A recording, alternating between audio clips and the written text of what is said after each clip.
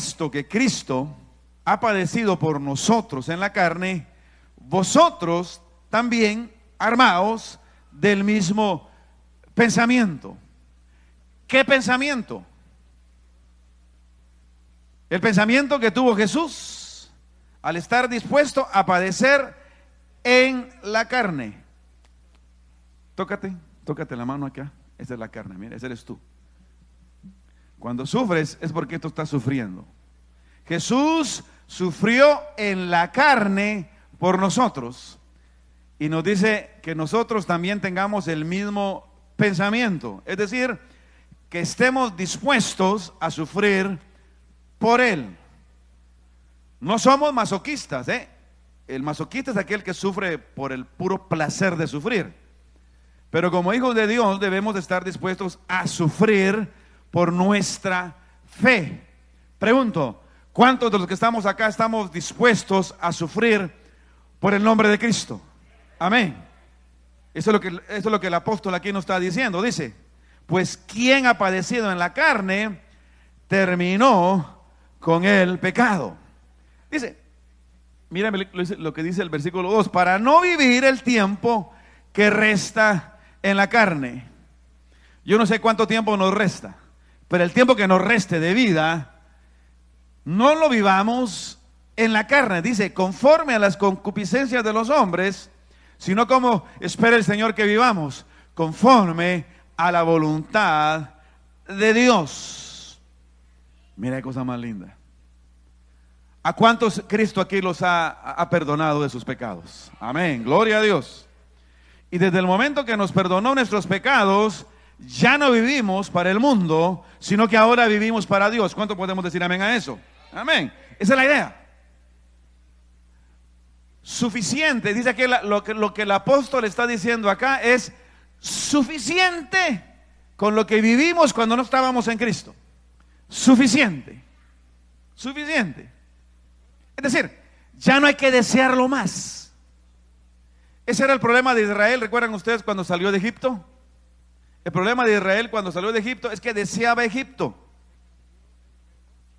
Y si tú y yo estamos en Cristo, siendo salvos, viviendo en Él, ya no tenemos que desear lo que antes deseábamos.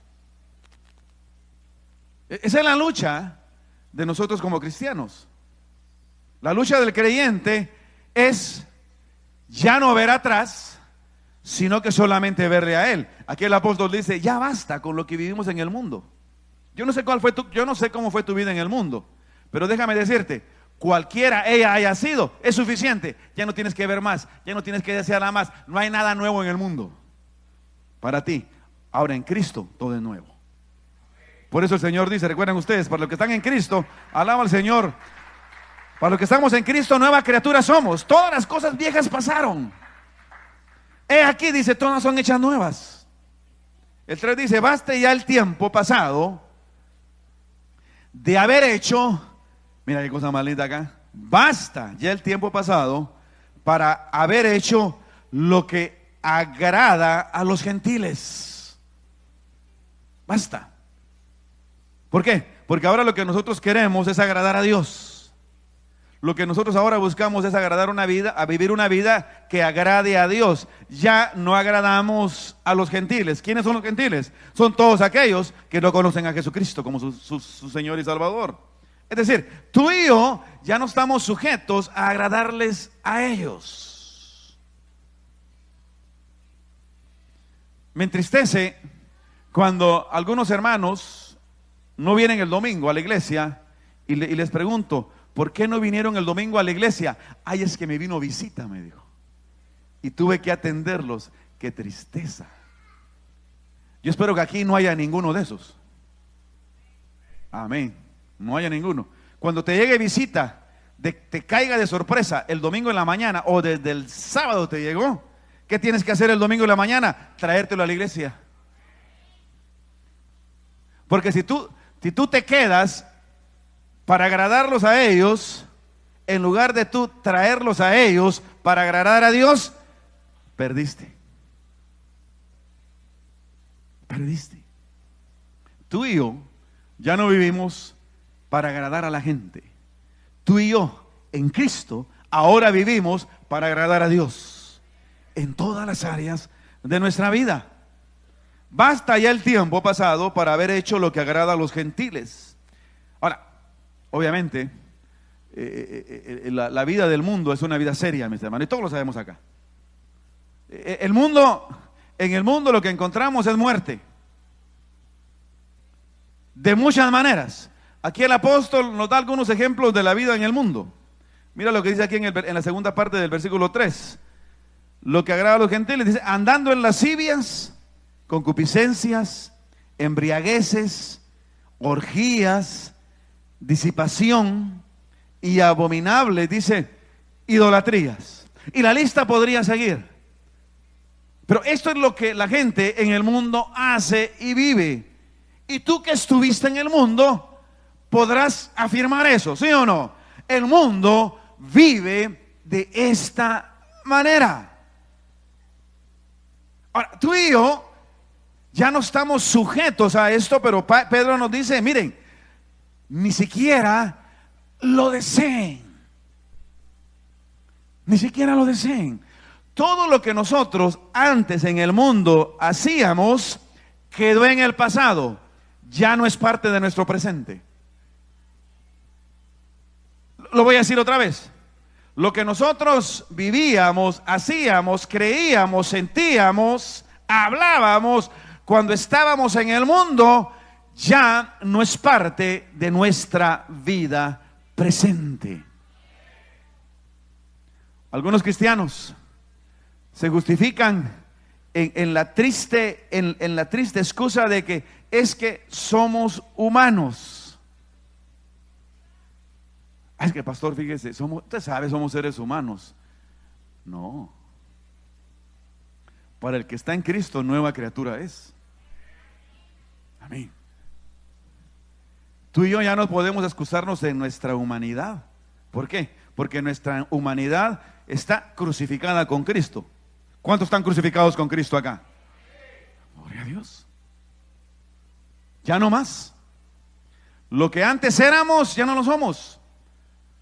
Lo que antes hablábamos, ya no lo hablamos. Lo que antes sentíamos, ya no lo sentimos. Lo que antes practicábamos, ya no lo practicamos. Lo que antes deseábamos, ya no lo deseamos. ¿Por qué? Porque somos nueva criatura en Cristo.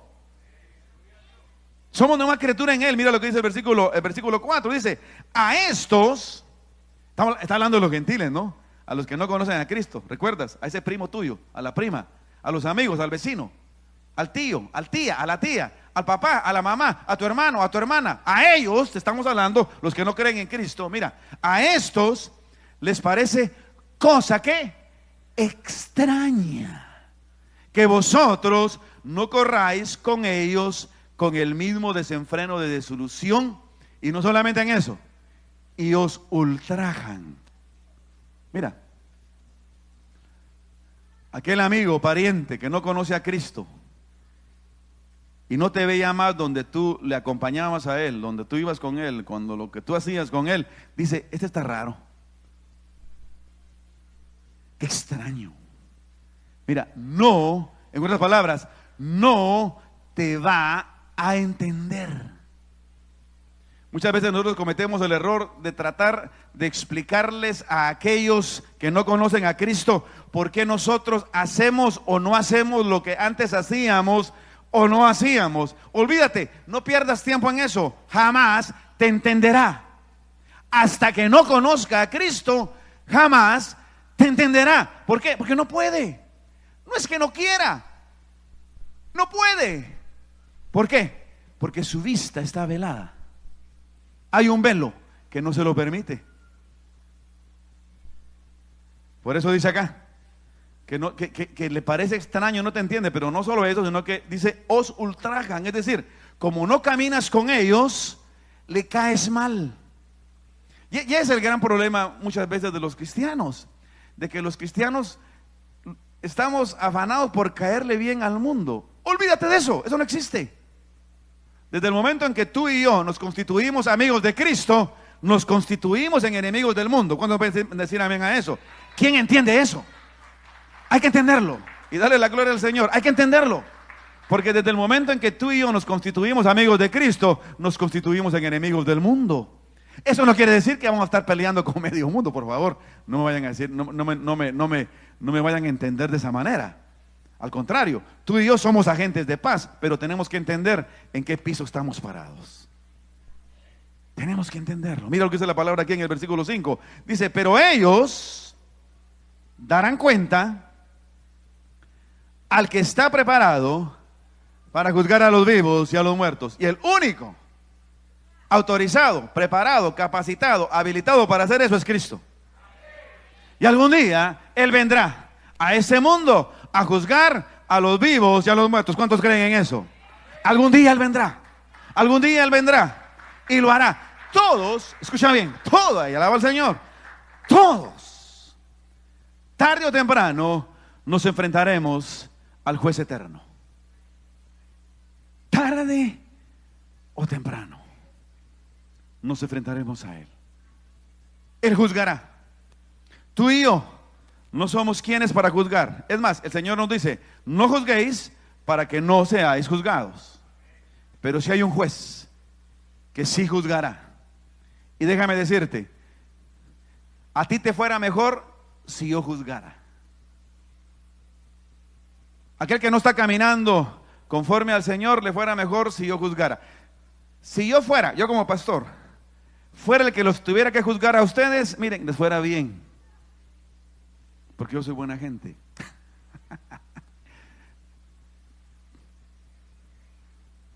Soy humano. Soy... me equivoco. O algunas veces no me quiero meter en problemas. Si yo fuera el que te tuviera que juzgar, qué bueno. Pero no soy yo. Sino que al que vas a tener que enfrentar es aquel que es verdadero, aquel que no se equivoca, aquel al cual tú y yo no podemos esconderle absolutamente nada. A Él. Dice la palabra que no temamos a aquel que puede matar nuestro cuerpo, sino que temamos a aquel que es capaz no solamente de matar nuestro cuerpo, sino que de echar nuestra alma al diablo, al infierno. ¿Y quién es ese? Es el Dios Todopoderoso. A Él hay que temerle. Por lo tanto, hermano, hermana, vive tu vida temiendo a Dios, haciendo la voluntad de Él, agradándolo a Él en todo. Mira lo que dice el versículo 7. Perdón, el versículo 6. Porque por esto también ha sido predicado el evangelio de los muertos, para que sean juzgados en carne según los hombres, pero vivan en espíritu según Dios. Bueno, se ha interpretado mucho de eso en el capítulo 3 de este mismo 1 Pedro. Hay una ampliación de este verso, pero fundamentalmente lo que quiere decir es esto, ¿verdad?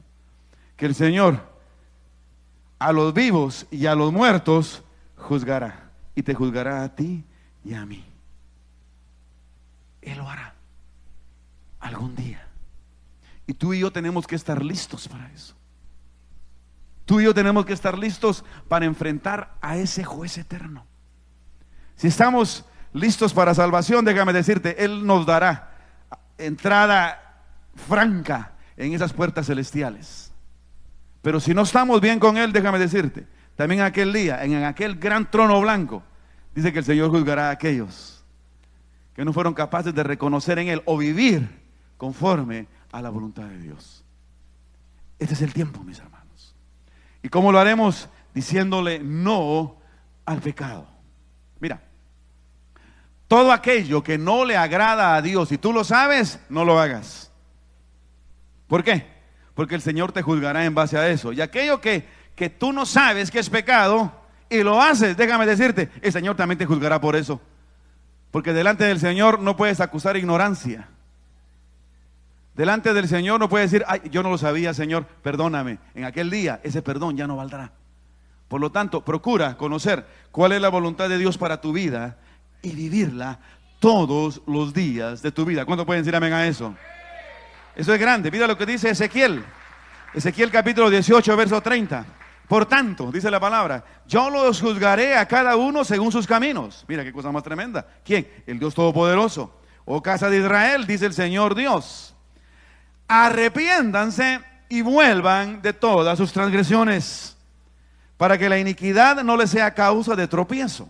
El 31. Echen de ustedes todas las transgresiones que han cometido y adquieran un corazón nuevo y un espíritu nuevo. Y los que estamos ahora, desde Cristo para adelante, ese corazón nuevo y espíritu nuevo lo encontramos en Cristo Jesús. ¿Cuánto podemos decir amén? Amén a eso. En la experiencia del Espíritu Santo en nuestra vida. ¿Por qué? Mira lo que dice el Señor. ¿Por qué han de morir, oh casa de Israel? Y aquí el Señor le está hablando al pueblo de Dios. No le está hablando a los babilonios, no le está hablando a los persas, no le está hablando a los filisteos, le está hablando al pueblo de Dios. Les dice, ¿por qué han de morir, oh casa de Israel? Ciertamente, dice el Señor, yo no quiero la muerte del que muere. Dice el Señor, Dios. Y mira cómo termina, y eso es para cada uno de nosotros. Arrepiéntanse y vivan. ¿Recuerdan ustedes cuando aquella mujer pecadora le fue traída a Jesús? Y los judíos cada uno traían una piedra en su mano, y Jesús les dijo, el que esté libre de todo pecado, lance la primera piedra. Dice la palabra que ninguno de ellos se sintió libre de pecado, y cada uno poco a poco fue yéndose, tirando la piedra donde estaban, hasta que únicamente quedó la mujer y Jesús. Únicamente quedaron ellos. Y Jesús le pregunta a la mujer, hey, ¿dónde están los que te acusaban? ¿Y recuerdan ustedes? La mujer dijo, ninguno está, Señor, todos se han ido. Y el Señor le dijo, y en estas palabras asumimos que el Señor la perdonó en ese momento. Dice, pues ni yo te acuso, ni yo te acuso. Por lo tanto, ve, ¿y qué le dijo? No peques más.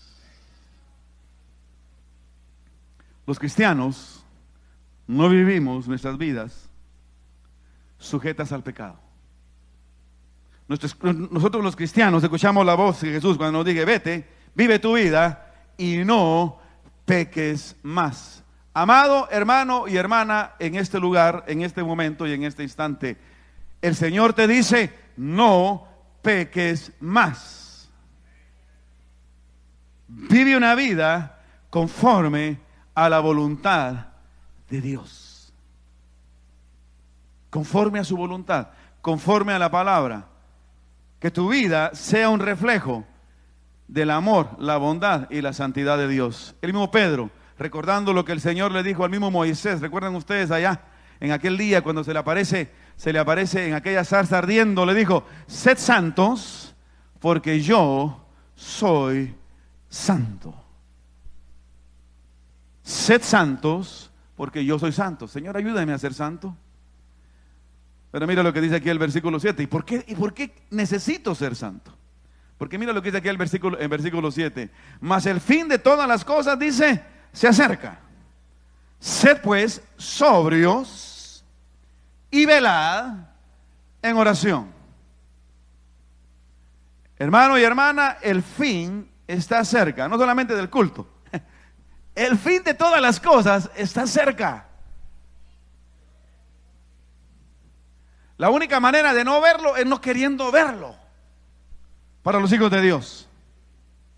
Vivimos en un tiempo, hermano, uno de apostasía dentro de la cristiandad. Segundo, de la proliferación del pecado de una manera impresionante.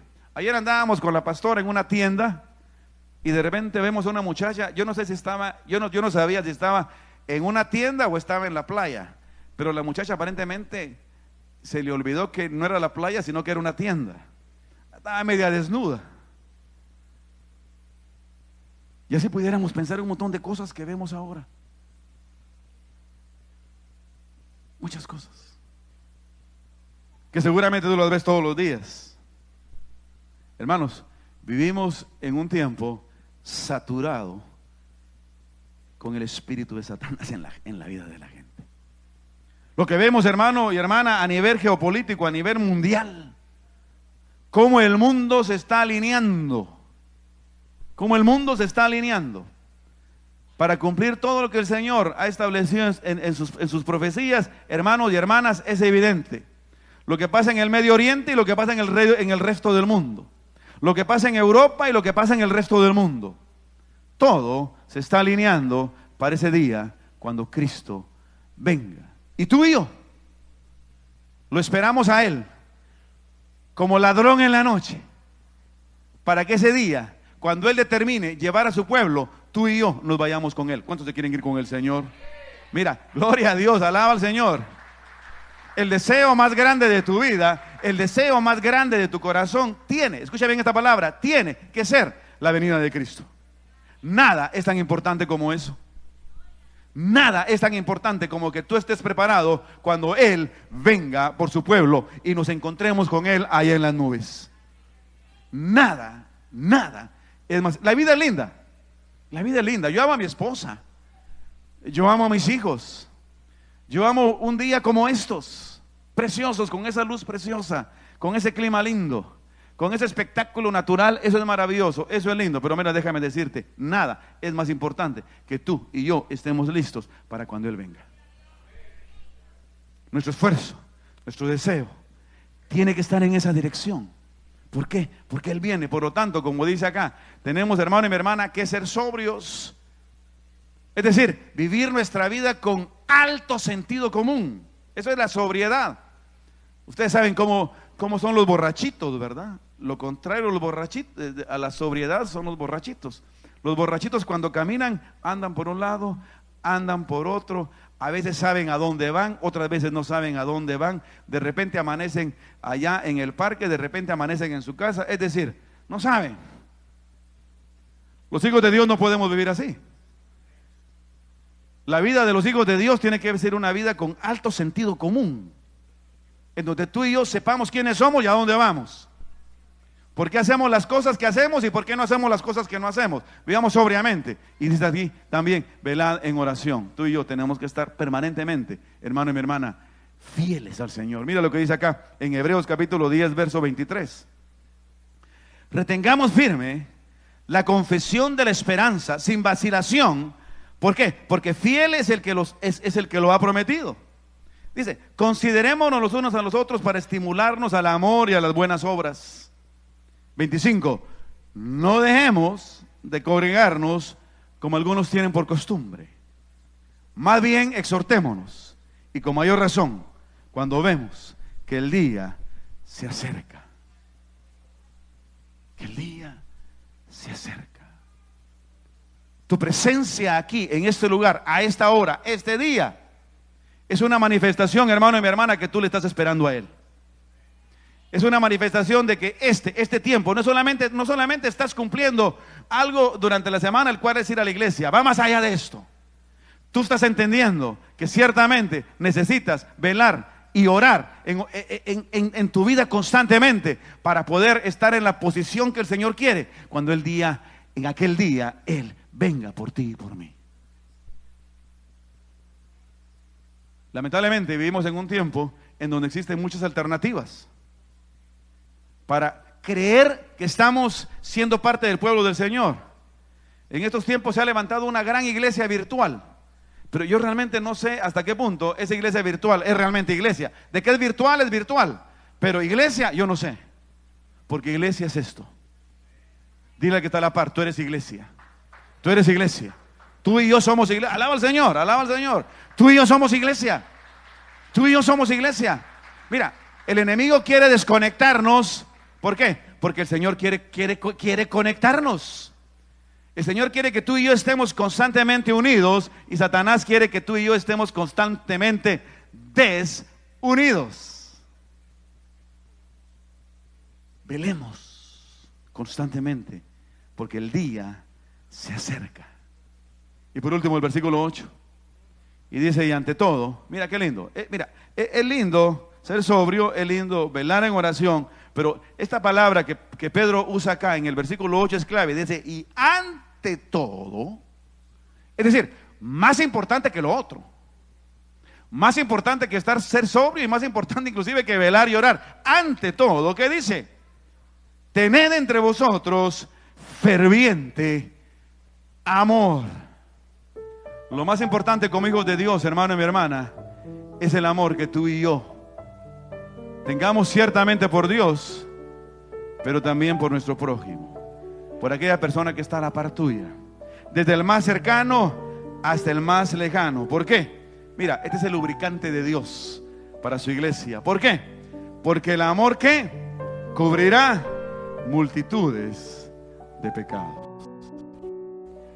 Ese es el lubricante de Dios. Y un lubricante es aceite. Y el aceite de la iglesia, ¿cuál es? Es el Espíritu Santo de Dios. Y el Espíritu Santo de Dios es el Espíritu de amor. Hermano y mi hermana, tú y yo sometámonos todos los días de nuestra vida a la ley del amor por medio del Espíritu Santo. Por lo tanto, aquel que está a tu lado tienes que amarlo. Tienes que amarlo. Tienes que amar a tu esposa, aunque hoy no cocine. Tienes que amar a tu esposo, aunque deje los calcetines todavía ahí tirados en el suelo. Tienes que amarlo.